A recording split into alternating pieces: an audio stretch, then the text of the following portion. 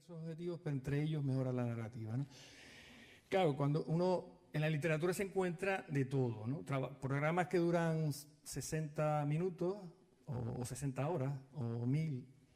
Entonces, bueno, lo que se ha visto es que los programas cortos, y los cortos, por ejemplo, son programas hay programas de 60 minutos, ¿no? No tienen resultados positivos, ¿no? Es decir, que este tipo de tareas, que además son complejas, como todos saben, implican un entrenamiento sostenido en el tiempo, ¿no?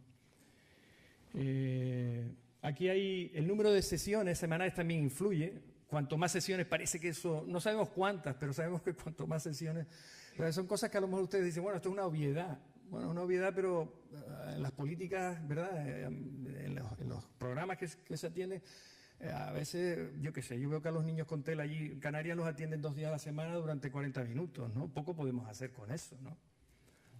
Entonces, esto yo creo que es algo sobre lo que hay que discutir también, ¿no? Es decir, a ver, ¿cuánto tiempo necesita este niño? ¿Cuánto tiempo debe durar las sesiones? ¿Por qué en secundaria se retira la mayor parte de los apoyos, ¿no? ¿Por qué se atenúan la intervención, ¿no? Ese tipo de cosas yo creo que son bien importantes, ¿no? Lo que parece es que el tiempo es importante, es decir, los programas de intervención cuanto más largos parece que son más eficaces. Yo incluso he puesto un intervalo ahí en minutos, ¿no? Fíjense, sesiones a partir de 320 a 2160. Estas son cosas anecdóticas, ¿no? Pero bueno, la lectura es lo que me interesa, ¿no? Es decir, parece que pues tenemos que desconfiar de que programas muy cortos pues tengan unas ganancias espectaculares, ¿no? Esto me lo miraría, ¿no? Entonces, bueno, las ganancias, para obtener ganancias hay que intentar sostener los programas en el tiempo, ¿no? Y eso es bien importante en general, en la intervención en general y en los casos de los TEL en particular, ¿no? Bien, la intervención, decía antes Llorén, ¿no? Una cosa bien importante, y es que la intervención, el lenguaje es como predictor, ¿no? Efectivamente, pues si hay algún predictor dentro del lenguaje importante, especialmente para la lectura y especialmente para la comprensión lectora, que yo creo que es la relación más estrecha que hay en los TEL, es decir, los problemas no tanto de codificación, sino de lectura y de comprensión lectora, más concretamente. La narración es un elemento esencial, ¿no? Es decir, si hay algo ¿verdad?, que está en conexión con lo que es la comprensión lectora posteriormente, es el desarrollo narrativo en los niños. Por lo tanto, es importante desarrollar programas en esta dirección, ¿no? Bueno, ahí hay muchos autores. Esto es algo que nosotros acabamos de publicar una cosita en Psicotema. Hay Coloma, por ejemplo, que es una lingüista que trabaja mucho estos temas de narración y lectura, pone en evidencia también estos hechos, ¿no? Y el propio Miquel Serra, en estos manuales últimos que sacó, ¿verdad? Hay un capítulo de lectura en el que conecta claramente las habilidades narrativas con la comprensión lectora, ¿no? Tanto la intervención de la narrativa, ¿verdad? En general yo creo que se hace poco en el panorama que yo manejo, en el trabajo fundamentalmente de los logopedas, ¿no? Y yo creo que es algo que hay que potenciar más por las vinculaciones que tiene no solamente con el lenguaje oral, sino incluso con la lectura, por las vinculaciones que tiene con el desarrollo educativo de los niños, y porque, en definitiva, insisto, es un tópico que permite o potencia a lo mejor incluso el incremento de habilidades estrictamente lingüísticas también, ¿no? Bueno, este es el estudio del que partimos nosotros, con un proyecto que finaliza precisamente ahora, en diciembre, el 31 de diciembre, estamos del año 2011. Y la muestra de niños con las que hemos trabajado les decía antes, ¿no? Un grupo de niños con TEL, 34 en total. Las edades están, algunos niños con menos de 6 años porque estamos al principio del curso, ¿verdad? Pero son niños de primaria, todo el ciclo de primaria está representado. Y un grupo de control cronológico también con 34 niños. Y en esa edad también, ¿verdad? Muy parecida a los niños con TEL, ¿no? Esos niños, nosotros hicimos un screening en toda la isla de Tenerife, seguramente con un montón de fallos, pero intentamos reclutar a todos los niños TEL de la isla, ¿no? con un proceso complejo, ¿no? de equipos de CREDA allí, que tenían detectados y tal, y que nosotros pues, a partir de ahí, cuestionarios a profesores y tal, intentamos detectar al mayor número de niños posible. Bueno, reunimos 34 niños con una dispersión geográfica importante en toda la isla prácticamente. Y los instrumentos que pasamos, en aquel momento no estaba el SELF-4, una prueba que ahora que disponemos ahora, pero cuando empezamos la investigación no estaba el SELF-4. Usamos el SELF-3, usamos Peabody y usamos IPA, Asociación Visual y Asociación Auditiva del IPA, fundamentalmente para captar el conocimiento de relaciones, de términos asociados en los niños. Pasamos más pruebas, pero sería largo, ¿no? Hicimos un examen neuropsicológico exhaustivo y pasamos también el CABIT, la prueba de inteligencia no verbal de Kaufman y Kaufman. El promedio de inteligencia no verbal era superior siempre a 85, ¿no? En torno a 100 la media, ¿no? Bueno, los datos no se los, si no sería interminable para una conferencia. Bueno, la narrativa, una vez detectados los niños con TEL, o sea, cuando sabíamos que eran TEL por esas pruebas fundamentalmente que les pasamos y que les acabo de mostrar, SELF, Peabody, IPA, se comenzó la evaluación neuropsicológica y se comenzó también con una evaluación narrativa que les dije antes que utilizamos una forma que es el recontado, con ¿verdad? Un guión, porque estos cuentos no tienen texto, un guión para que se hiciera siempre de la misma forma, se contara el cuento siempre de la misma forma, y se le daba el material al niño una vez que lo exploraba, lo ojeaba, ¿verdad? Se le daba el material para que contara allí la historia, ¿no? Bueno, como dije antes con apoyo visual, este sería ¿verdad? El famoso cuento de Rana, ¿dónde está? Es la rana, los niños y el perro se duermen y cuando se despiertan la rana. Es un cuento a mí me gusta mucho porque, ¿verdad? Yo siempre digo que tenemos que usar aquellos cuentos donde los problemas, en la presentación del cuento, el problema se identifique claramente por el niño. Si el problema no se identifica bien, el cuento no sirve. Así de claro. Por lo tanto, esa parte es importante. El problema es el que se cae en el cuento, es la narración en sí misma, yo creo. Es un elemento importante, ¿no? Y este cuento yo encuentro que yo antes utilizaba la historia del bus, he utilizado también la Buenas noches gorila, que son pruebas de cuentos que están en algunas pruebas incluso, ¿no? En algunos materiales de diagnóstico. Pero encuentro que este es un cuento para que el niño lo recuente, la estructura formal la capta bien, yo creo, ¿no? Y es porque yo creo que tiene evidentemente el problema, es que la rana es evidente, ¿no? Se escapa y hay que la buscar hasta que se encuentre. Bueno, nosotros en los análisis que hemos hecho a partir de este estudio estamos todavía muy atrasados porque esto lleva un trabajo detrás impresionante, ¿no? Todo esto es un proceso de transcripción, acuerdo entre distintos transcriptores, empezar con los análisis, acuerdos entre jueces, entre las mismas narrativas, es un proceso lento, ¿no? Entonces, bueno, nosotros, como les decía antes, hemos analizado estructura más formal del discurso, estamos analizando marcadores de cohesión y conectores, ¿no? Y por otro lado, que son los datos que les voy a presentar aquí hoy, hemos hecho estudios de la gramática, de la expresión, de la sintaxis que usan estos niños y de los errores gramaticales y las oraciones gramaticales, ¿no? Una parte, solamente una muestrita de esto es lo que les voy a presentar, ¿no? El programa de intervención se hace en contextos escolares, en 3 niveles de práctica diferenciada. Nosotros, que nos hemos movido siempre en paradigmas que tienen que ver con la inclusión educativa, pues hemos revisado esto y hemos hecho un poco el efecto contrario ahora, ¿no? Le hemos dado la vuelta al modelo, de tal manera que empezamos trabajando con los niños de manera individual, luego armamos grupos de 2 a 5 niños y finalmente el trabajo lo llevamos al aula. Esa es un poco la secuencia, ¿no? que hacemos. Siempre en contextos escolares o educativos, pero con ese matiz, ¿no? Que en lugar de empezar por el aula, que sería lo ideal, y a ir bajando en función de las dificultades que encuentras, nosotros lo hemos tenido que hacer a la inversa, porque creemos que es más no solo eficaz, sino efectivo, sobre todo, ¿no? Los resultados finales, ¿no? Bueno, 3 sesiones por semana, la sesión es en torno a 30 a 45 minutos y 3 años de trabajo, que yo me remarco esto porque es muy importante, ¿no? 3 años de trabajo, ¿no? Bueno, los objetivos, esto se me cayó, la S. Los que les voy a presentar están relacionados con la mejora de las oraciones simples, de la complejidad de las oraciones. Nosotros utilizamos eso que se llama técnicamente unidades T, que son para entendernos oraciones subordinadas, oraciones de más de una cláusula, ¿verdad? Y oraciones agramaticales, ¿no?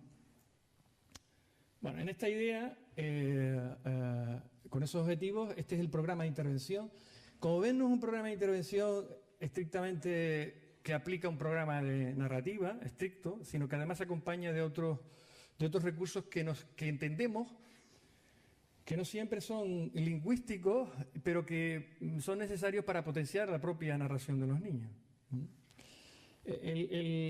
Los circulitos del medio es porque, digamos que las distintas partes del programa entran en interacción. Es decir, que ninguna tiene más importancia que la otra, ¿verdad? Y a veces hay que dedicarle más tiempo a una que a otra, ¿no? Y a lo mejor una semana tienes que trabajar más en una que en otra, ¿no? Eso es lo que indica, ¿no? Empezamos con el tema de guiones. Esto es típico y es lo inicial. Para que haya narraciones de los niños tienen que manejar bien esto, ¿no? Los guiones tienen que ver con la planificación del lenguaje también, ¿no? Entonces, bueno, todo este tipo de actividades que es, ¿verdad?, ordenar secuencias temporales, mimarlas, verbalizarlas, esto ayuda, ¿no?, a lo que es el soporte, ¿no?, y sobre todo inicial de lo que es la narración de los niños, ¿no? Representar en la misma idea acciones personales, ¿no? Por ejemplo, comerse un yogur con tarjeta, ese tipo de cosas, ¿no? En este librito que sacó Encarna Pérez, ¿verdad?, que del recientito hay mucha cosa de esto, ¿no?, de mucho trabajo, muchos ejemplos, ¿no? Me parece que es bien interesante, ¿no? Bueno, esto es siempre un poco la misma idea, ¿no? Ordenar, secuenciar, verbalizar, ¿no? Bueno, nosotros hemos trabajado estos años tuvimos la suerte de hacer un par de seminarios con Roland, Gillan y con Sandy. Bueno, y hemos adaptado uno de sus programas, ¿verdad? Y trabajamos con un cuento que se llama... El formato del cuento siempre es el mismo, ¿no? Sin letra, parecido a los cuentos de la rana, ¿no? Usamos el cuento de para que los desconocieran los niños, ¿no? El cuento se llama Los 3 ratones hambrientos, ¿verdad? En los programas de intervención, los cuentos nosotros los introducimos primero sin complicaciones, en una primera fase y en una segunda fase con complicaciones, ¿no? Es decir, la estructura narrativa, lo que es el episodio de una narración, ¿verdad?, tiene una meta, tiene acciones, tiene problemas, obstáculos y resultados, ¿no? Al principio al niño lo que más le va a costar es precisamente esto, ¿no? Detectar en esa parte del episodio lo que son los obstáculos, ¿no? Y los suelen obviar, ¿no? Entonces vamos a empezar por la estructura formal. La estructura formal es sin complicaciones, ¿no? Una historia sencilla, sin problemas, para que los niños vayan interiorizando los distintos componentes de esa estructura formal, ¿no? Y posteriormente pasamos a leer los cuentos donde hay complicaciones, ¿no? Está la historia de 3 ratones que tienen mucha hambre y van a buscar comida, ¿no? Y ahora, antes encontraban la comida. Había un picnic y una señora le daba una manzana. Ahora no. Ahora van a por la comida, la tienen fácil y en el último minuto, ¡clac!, pasa algo, ¿no? Ahí hay un obstáculo. En este caso van a robar miel y hay un oso que, ¿verdad?, se les gira y los asusta y efectivamente no pueden alcanzar el objetivo, con lo cual se inicia otra vez, ¿no? Acciones, vuelve a haber un obstáculo y ahí, ¿no? Esa es una parte central, ¿no?, del trabajo en intervención, en la parte ya, insisto, formal. Bueno, la parte de el programa en sí mismo, el programa de Flips, ¿no?, tiene se estructura en 3 fases. La primera es esta precisamente que estaba señalando, es decir, el intentar que los niños, ponerles en su mente, ¿verdad?, esa estructura formal del discurso. Y utilizan para ello un material que es visual y que yo creo que ayuda mucho a este tipo de niños, ¿verdad? Que son lo que llaman iconos, ¿no? O apoyos gráficos, ¿no?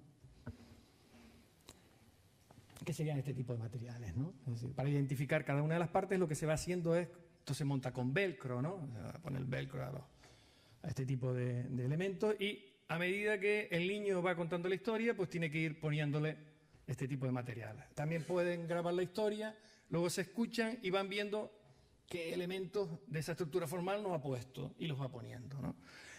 Hay distintos mecanismos, pero lo más importante es que este tipo de cuestiones más formales, los recursos visuales siempre nos van a ayudar a los niños con TEL, siempre, en todo. No solamente en esto, sino en el vocabulario, yo creo, ¿no?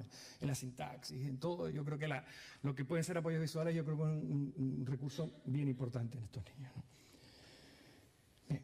Hay una segunda fase más compleja, donde a los niños ya, digamos que se les empieza a exigir, ¿no? Que vayan elaborando más las historias de manera más compleja, ¿verdad? Y una tercera fase en la que los niños tienen que contar historias de manera independiente, ¿no? Esa es la idea. Para esta tercera fase ayudamos con esos iconos, ¿verdad? Que están aquí, están representados aquí, y estos cartones, ¿verdad? Ayudamos a que los niños puedan dibujar una historia, esta historia que estamos contando, la pueden ir dibujando y la pueden ir narrando, ¿no? Y posteriormente, pues estos materiales se van complicando, ¿no? Ahora hay el mismo cartón, pero sin el apoyo visual, ¿no? Bueno, esta es la idea también de intentar, ¿no? Ver cuáles son las distintas partes que tiene que construir para contar esa historia con la que estamos trabajando, en este caso 3 ratones hambrientos, y el niño la va a tener que ir generando poco a poco, mejorando, ¿no? Me lío un poco en la tercera fase, que es la de contadores independientes. Me lío un poco. En esa tercera fase, que es esta última que les estoy montando, aquí los niños tienen que inventar historias. Por lo tanto, la secuencia es, primero vamos a enseñarlos con un cuento sencillo, segundo se lo vamos a complicar un poco y vamos a seguir enseñándolo, y tercero, los niños, la idea es que inventen historias con material, ¿no? Se le dan sticks de estos de pegar, por ejemplo, ¿no? Pintan, dibujan, usan estos cartones para que generen ellos una historia, ¿no? Cuando generan esa historia es cuando empezamos el trabajo dentro del aula. Cuando los niños son autónomos, cuando son capaces de producir historias más o menos elaboradas, es cuando la narración va al aula, ¿eh? Esa es la idea, ¿no?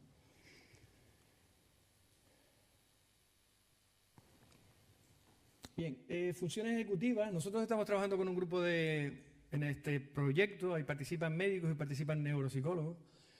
Y se hizo una evaluación neuropsicológica de los niños y detectamos algunos déficits, y esos déficits, algunos para nosotros, tienen que ver también con el tipo de narrativa de los niños. Es decir, parece que puede haber una relación, ¿verdad?, entre dificultades en algunas funciones ejecutivas y las propias narraciones de los niños, ¿no? Y en hay 3 variables, ¿verdad?, de ese funcionamiento ejecutivo que nosotros creemos que pueden ayudar, ¿no?, a contar historias, ¿no? Uno tiene que ver con la memoria de trabajo, ¿verdad? Todos estos niños con TEL tienen déficit en la memoria de trabajo, todos, absolutamente todos, y eso me parece que es algo que está bien presente en toda la literatura. Esto es algo, yo creo, que ni se discute.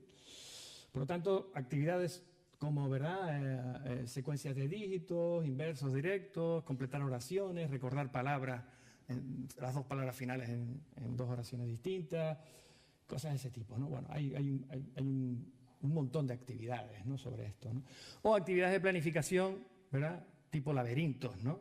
¿Verdad? Salir de un laberinto puede ser una actividad, o planificar una actividad determinada, elegir un tema y planificarla, ¿no? ¿Qué necesitas? ¿Dónde lo puedes conseguir? ¿Cómo lo vas a hacer? ¿No? Y la fluidez verbal, ¿no? Nosotros estamos todavía con un proceso de revisión de un trabajo que para nosotros es bien bonito, y es la idea de que la mejora en la fluidez verbal puede provocar mejora en la fluidez del discurso narrativo. Y sobre todo en los errores estos que tienen los niños, ¿no?, de las pausas, ¿verdad?, de las reformulaciones, de de ir para adelante, para atrás, de las dudas, de los problemas de acceso al léxico.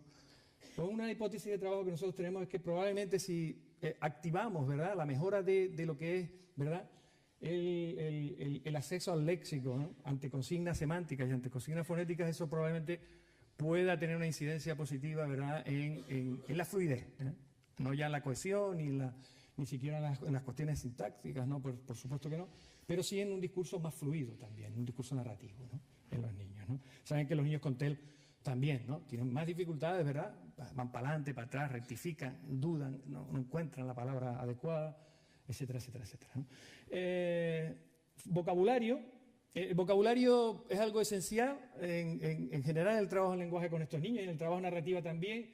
En un trabajo reciente, ¿verdad?, de Gillan, pues ve que también en la narrativa necesita como el vocabulario necesita como un espacio en sí mismo, ¿no? Es decir, que es algo que no se puede entrenar dentro de lo que es el propio programa de trabajo narrativo, ¿no?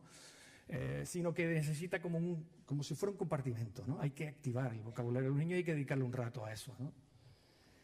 Bueno, y eso es lo que intentamos hacer, también con apoyo visual, ¿verdad? Las distintas palabras, ¿verdad?, hambrientos, tristes, palabras que son de baja frecuencia, ¿no?, o media frecuencia en todo caso, ¿no?, en estos niños y que son muy difíciles de entender, ¿no? Bueno, a través de recursos visuales pues intentamos, ¿verdad?, que esto se obtenga, ¿no? O listas de términos asociados, ¿verdad?, que tienen en común estos elementos, clasificación, que otras cosas pueden ser azules, digo, otros colores pueden ser los globos, ¿no? Y finalmente inferencias, ¿no? Esto tiene mucho que ver, como decía al principio, con la comprensión y inferencias predictivas. Hay otro tipo de inferencias, pero las que más hemos trabajado son las predictivas en estos niños, ¿no? ¿Qué crees que va a ocurrir aquí? ¿No? ¿Qué es lo que va a pasar? ¿No? Bueno, se va a celebrar un cumpleaños, ¿no? Y a partir de ahí generar una serie de preguntas, ¿no? Se está celebrando un cumpleaños, ¿ves? Sus amigos cantan el cumpleaños feliz. ¿Qué hace Juan mientras sus amigos le cantan, ¿no? Pues pedir un deseo. ¿Qué hará Juan cuando se termine la canción? Pues soplar las velas. ¿Qué ocurrirá seguidamente? Se repartirá la tarta. ¿Qué hará Juan cuando sus invitados se hayan marchado? Los despedirá y les dará las gracias. ¿Qué hará Juan cuando haya terminado la fiesta? Jugar con los regalos. Bueno, ese tipo de mecanismos probablemente ayudan también a mejorar la comprensión, en este caso, la historia. Bien, ese es el programa de intervención, básicamente, las líneas generales, ¿verdad? Y los resultados que le voy a presentar son sencillos,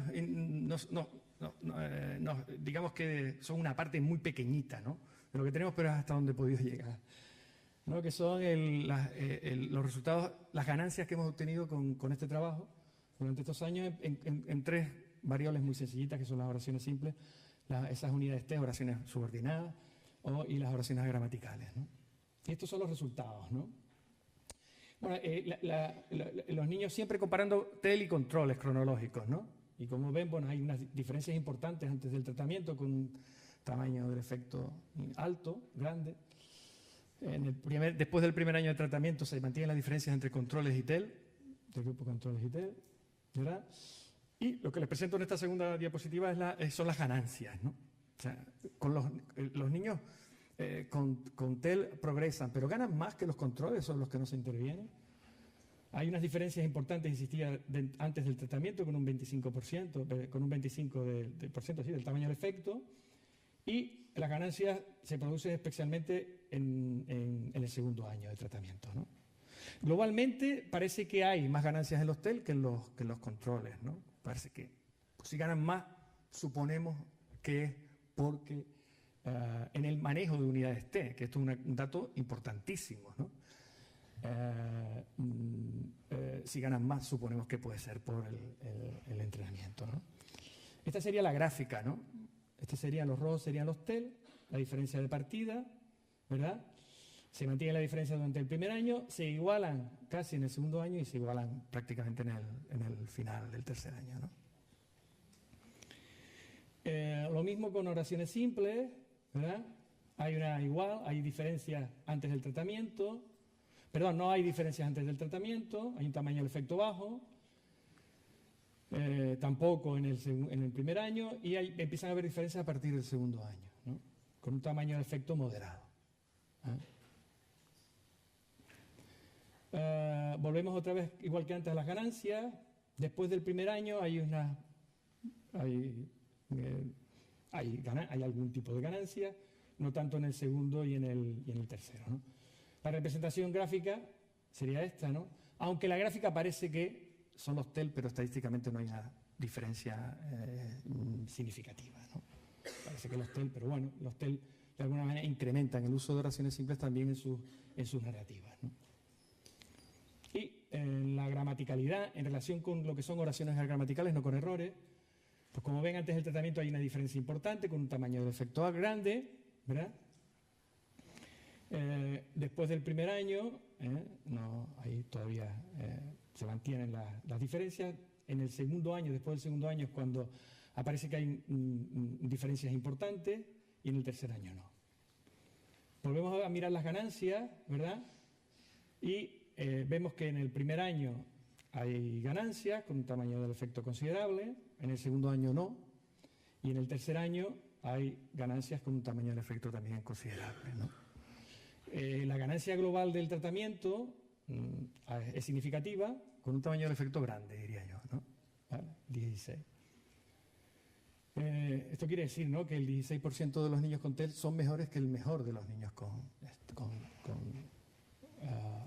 desarrollo cronológico, ¿no? Esto sería así gráficamente, ¿verdad? Esto es el inicio. Fíjense cómo van bajando. Aquí hay el segundo año, hay una tendencia a no disminuir esa gramaticalidad, y finalmente en el tercer año parece que hay una bajada importante, ¿no? Como ven, los niños con desarrollo cronológico no tienen apenas, tienen gramaticalidad, pero muy pequeñita, y también la van disminuyendo con el paso del tiempo, ¿no? La cosa es que con el tratamiento, los niños con TEL, ¿verdad?, pues se vuelven a prácticamente igualar en relación con el manejo de oraciones gramaticales, ¿no? Bueno, las conclusiones básicamente es que la narrativa debe ser algo, ¿verdad?, que yo creo que hay algunos autores que ya en español, ¿no?, dicen que es un tópico que debemos de introducir en el trabajo de los logopedas, pero también de los maestros y de los psicopedagogos, ¿verdad? Y es importante. Yo sugiero utilizar tareas de recontados de cuentos cuando hacen evaluación narrativa en los niños, ¿verdad? Nos van a dar un perfil global de los TEL que nos va a permitir hacer intervenciones más personalizadas, ¿verdad? Programas de trabajo más personalizados, porque nos va a dar un perfil de dónde están los errores de cada niño. No se olviden de que volvemos otra vez con lo que decía Lloren antes, ¿no?, lo del éxito escolar, fundamental implementar programas con alumnos con TEL en este tópico, es importante, y hacerlo desde bien pequeños. Los programas deben de extenderse en el tiempo, combinando intensidad y frecuencia, que es algo que a veces no se tiene en cuenta. La narrativa además nos permite un entrenamiento diverso en los agrupamientos, o sea, es un material que nos va a permitir trabajar de manera individual, pero como dije antes, también en pequeños grupos y en el entorno de la clase, ¿no? Y eso tiene que ver con inclusión, me parece, ¿no? Nos acerca también a un tipo de intervención más contextualizada, en el que puedes introducir objetivos lingüísticos de diversa naturaleza o distintos, ¿verdad?, a partir del manejo de libros, y no tienes que estar, ¿verdad?, rompiendo continuamente las sesiones o compartimentalizándolas, ¿no? Ahora esto, luego lo otro, y cosas muchas veces que no tienen nada que ver entre sí, ¿no? Y parece que el trabajo conjunto que les he presentado, pues puede, en la cosita esta sencillita que les he puesto, pues parece que tiene una incidencia, ¿no?, sobre la sintaxis en este grupito de niños con TEL, ¿no? Nada más. Muchas gracias.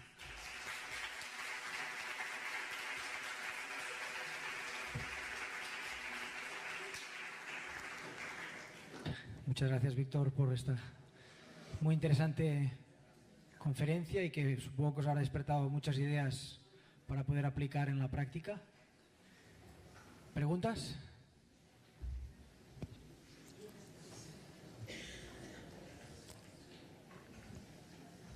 Hola.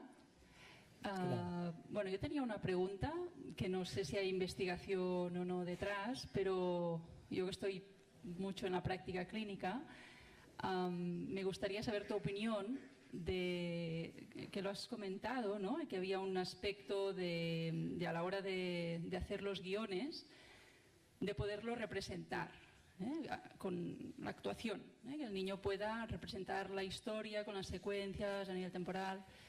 No sé si hay investigación en este aspecto.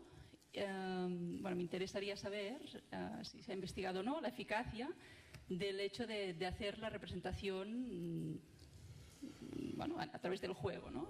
Porque yo con niños, claro, no tengo datos, pero sí que me he observado que realmente mejora la producción verbal después de representar la historia a través del juego simbólico, ¿vale? Pues por una parte esto.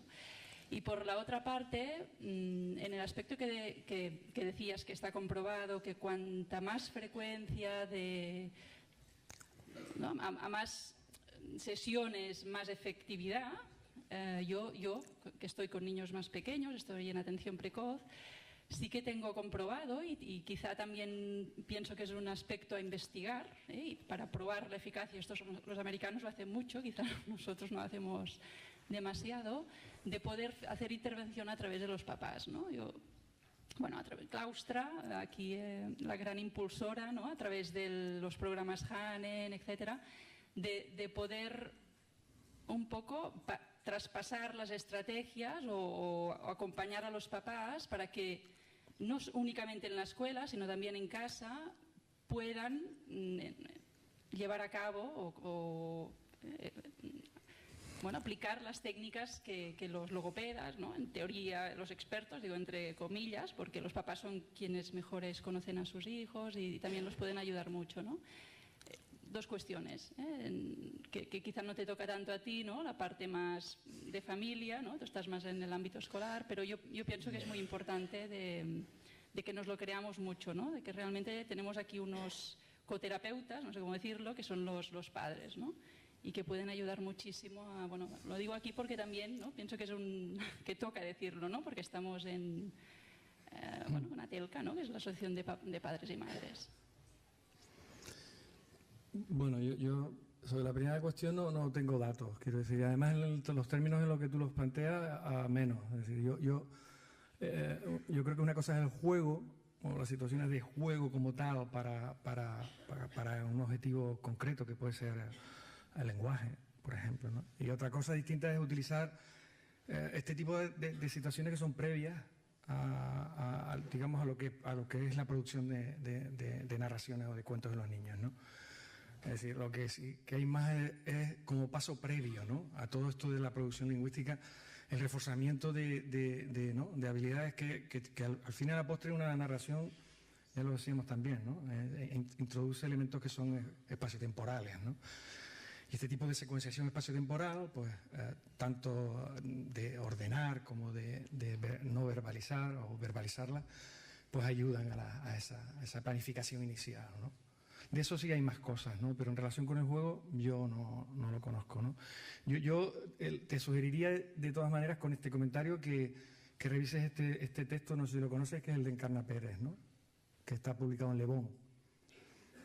Me parece que ahí hay una parte interesante. Me parece que es un libro muy interesante en general, pero en particular hay una parte muy práctica para mejorar a través de actividades con descripción de imágenes, descripción de secuencias temporales. Se llama, ¿cómo se llama? Evaluación e intervención en trastornos de lenguaje, algo así. Está en Le Bon. Si vas a la página web de Le Bon y pones Encarna Pérez, es un libro del 2013 y está muy bien. Yo es un libro que recomiendo porque es un libro tiene una base teórica sólida y muy práctico, ¿no? Entonces, hay toda una parte que le dedica a todo esto que me planteas en la primera pregunta, ¿no? Es lo más que conozco, ¿no? En relación con las familias, obvio, ¿no?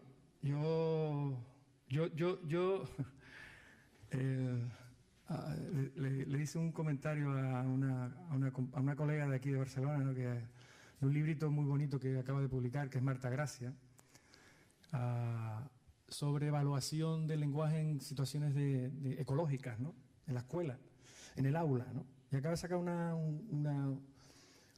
pruebita que me parece muy interesante, ¿no? Se llama Evalúe, ¿no? evalúe, ¿no? Y entonces yo le decía a ella que, bueno, pues que yo me había ido escorando hacia posiciones más conservadoras en los aspectos de intervención, ¿no? Y efectivamente la segunda pregunta enlaza con esto, ¿no? Yo he trabajado mucho con familias. Mi discurso hace unos años era trabajar en escuelas con profesores y con familias. Bueno, pues la familia es un elemento nuclear, ¿no? En general y en el lenguaje en particular, y en los niños con TEL, pues qué decir, ¿no? Efectivamente, Claustra aquí ha impulsado mucho, ¿no? Programas, empezamos a conocer programas que además funcionan en otras latitudes y que los tenemos por aquí, o que los empezamos a tener por aquí. AELFA ha jugado un papel importante en la formación, ¿no? de la mano de Claustra, en la formación de profesionales que tengan esta mirada de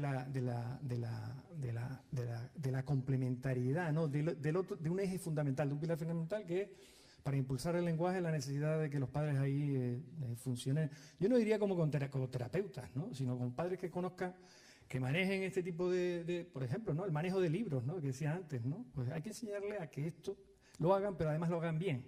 Y ahí es donde está la cosa, ¿no? Que lo hagan y lo hagan bien, que cuando el niño se equivoca, pues que lo corrijan de manera correcta, ¿no? Que sepan hacer recast y sepan hacer una expansión y sepan hacer una reformulación. Y yo creo que eso es lo que toca, ¿no? Entonces, en definitiva, andamiar, ¿no? Es una palabra muy preciosa, ¿no? Que yo creo que habría que enseñarle a los padres, ¿no? Cómo andamiar, cuando lees cuentos con tu hijo, cómo andamiarle para que conozcan esa palabra de baja frecuencia, ¿no? Que es muy difícil, ¿no? Y no lo atosiguen a preguntas, ¿no? Que le lean el cuento de cabo a rabo sin que haya conversación, ¿no? Y cosas por el estilo. Entonces, el papel de los padres, efectivamente, estamos en una asociación de padres, que es la que promociona esta jornada. El papel de los padres se me antoja imprescindible esto, ¿no? Y para el éxito de estos programas sería ideal, ¿no? Que los padres estuvieran, ¿no?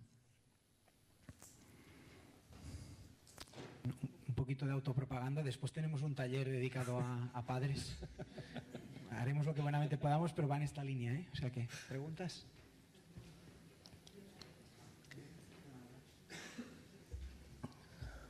Bueno, gracias, Víctor. Tú has dicho repetidamente, y pienso que con razón, que es importante evaluar la narración.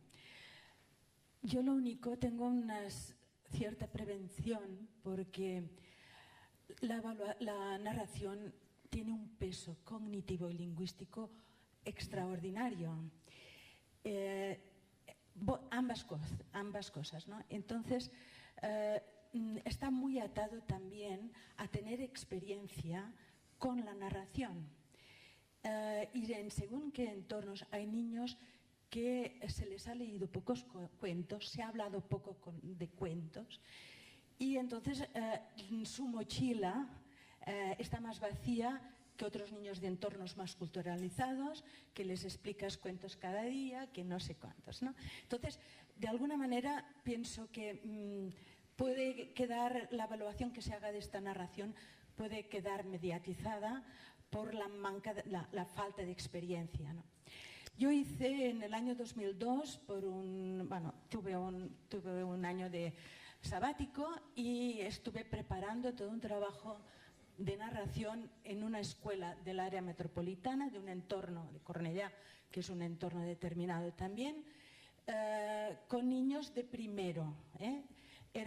Se montó una experiencia que era 3 maestros, repartimos los alumnos de 2 clases, o sea, nos tocaban unos 15, 16 niños por grupo, y hicimos un trabajo durante todo un año acerca de cuentos, pero acerca de cuentos, no explicar un cuento, sino hablar de un cuento.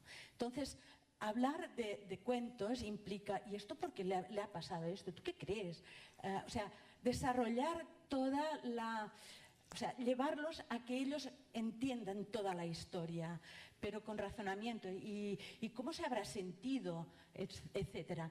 Yo esto después creía que había descubierto la sopa de ajo, después vi que esto estaba súper hecho, ¿no? Sobre todo en el tema de la intervención dialógica, ¿no?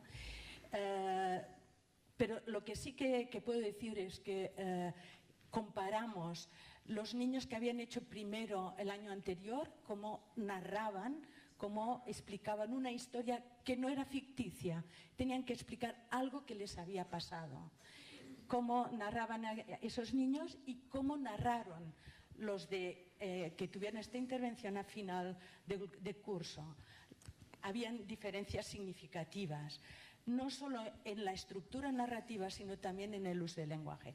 No eran niños con problemas de lenguaje. Allí había un grupo de niños sordos, esta era otra historia, ¿no? Pero después, y tú lo sabes, escribimos con Ana Sibit otro artículo que era una evaluación dinámica a través precisamente de este libro de la rana, ¿no? Entonces, también es muy curioso porque cuando Ana trabajaba con el niño, le fue ayudando a comprender la historia a partir de este diálogo, las mejoras fueron mejores tanto a nivel cognitivo de la secuencia de la historia como a nivel lingüístico. Entonces, este tipo de intervención yo pienso que va a misa y lo ves después con niños. Yo ahora que soy abuela y que he experimentado esto, lo veo, ¿no? Entonces, yo sí que pienso que a los padres y en las escuelas que se explican cuentos, pero no se habla de cuentos, se explican cuentos y quien escucha, escucha, pero no. Pienso que es una intervención que funciona. Y aquí está, decía Eulalia, todos los programas de Hanen.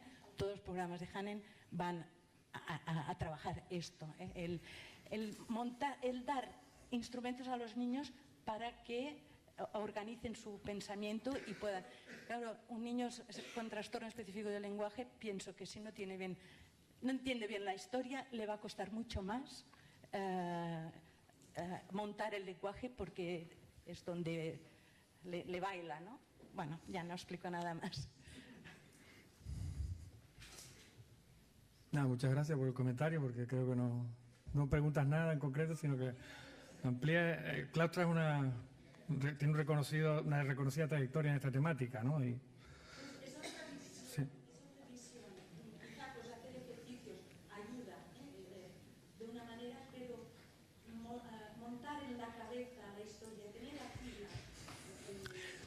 Sí, lo que pasa es que yo lo que veo aquí forma parte además de mi distanciamiento de iniciar los programas de las aulas, y es necesitamos que estos niños, además con los datos que tenemos, ¿no? de problemas hasta psiquiátricos en la adolescencia, ¿no? Necesitamos que estos niños se manejen en lo básico, ¿no?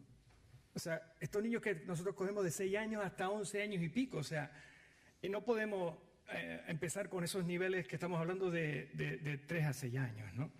Tenemos que empezar a cambiarles cosas, ¿no? Tenemos que empezar a ayudarles a que no solamente narren, sino que lean, ¿no? Hay muchas urgencias, ¿no? Entonces no es lo mismo empezar. Tienen que tener el lenguaje bien montado. Y es que si no pueden entender las historias que leen. Ya no es relación sonido-grafía, sino es entender de qué va. Yo pienso que es un paso más. Y bueno, pues pasamos el tiempo para que tengan el lenguaje bien montado. Que no es perder el tiempo, en absoluto. Y aprenden los árboles. Sí, sí.